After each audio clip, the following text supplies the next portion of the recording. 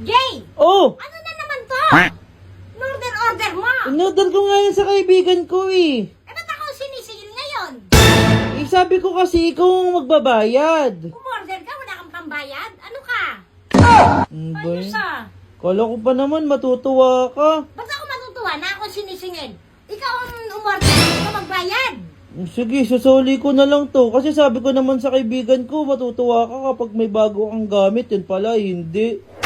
Kasi sabi ko sa kanya, kapag may bago kang gamit, pumupogi ka. Parang tanga to.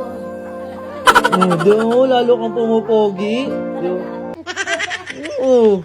O siya, kuyaran mo na yan. Magkano ba yan? 1,000. Sige.